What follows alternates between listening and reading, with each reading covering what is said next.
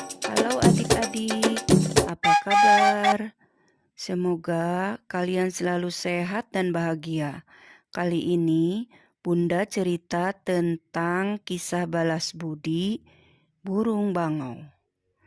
Dahulu kala di suatu tempat di Jepang, hidup seorang pemuda bernama Yosaku.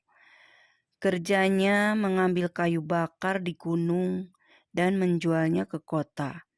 Uang hasil penjualannya dibelikannya makanan. Terus seperti itu setiap harinya. Hingga pada suatu hari ketika ia berjalan pulang dari kota, ia melihat sesuatu yang menggelepar di atas salju. Setelah didekatinya, ternyata seekor burung bangau yang terjerat di perangkap sedang meronta-ronta. Yosaku segera melepaskan perangkap itu. Bangau itu sangat gembira.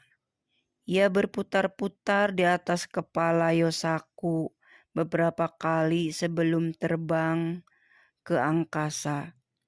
Karena cuaca yang sangat dingin, sesampainya di rumah, Yosaku segera menyalakan tungku api dan menyiapkan makan malam. Saat itu terdengar suara ketukan pintu di luar rumah. Ketika pintu dibuka, tampak seorang gadis yang cantik sedang berdiri di depan pintu. Kepalanya dipenuhi dengan salju. "Masuklah, nona gadis pasti kedinginan.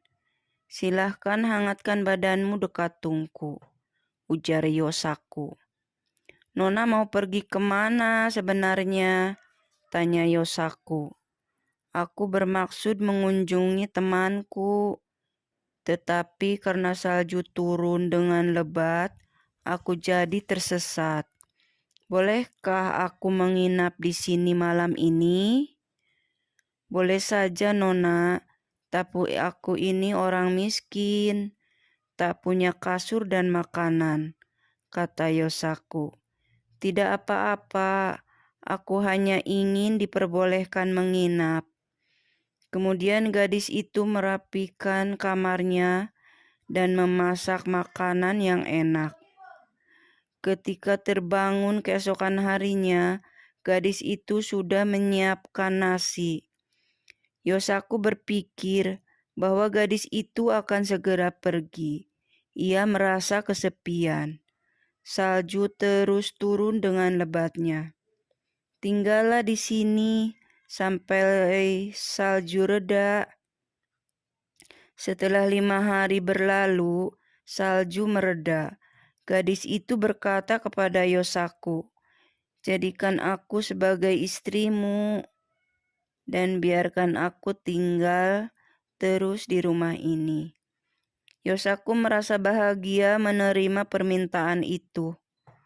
"Mulai hari ini, panggillah aku Otsuru," ujar si gadis. Setelah menjadi istri Yosaku, Otsuru mengerjakan pekerjaan rumah dengan sungguh-sungguh. Suatu hari, Otsuru meminta suaminya Yosaku membelikannya benang karena ia ingin menenun. Otsuru mulai menenun. Ia berpesan kepada suaminya agar jangan sekali-kali mengintip ke dalam penyekat tempat Otsuru menenun. Setelah 3 hari berturut-turut menenun tanpa makan dan minum, akhirnya Otsuru keluar. Kain tenunannya sudah selesai. "Ini tenunan Aya Nishiki. Kalau dibawa ke kota pasti akan terjual dengan harga mahal." Yosaku sangat senang karena kain tenunannya dibeli orang dengan harga yang cukup mahal. Sebelum pulang, ia membeli bermacam-macam barang untuk dibawa pulang. "Berkat kamu, aku mendapatkan uang sebanyak ini. Terima kasih istriku. Tetapi sebenarnya Para saudagar di kota menginginkan kain seperti itu lebih banyak lagi. Baiklah, aku akan buatkan, ujar Otsuru. Kain itu selesai pada hari keempat setelah Otsuru menenun. Tetapi tampak Otsuru tidak sehat dan tubuhnya menjadi kurus.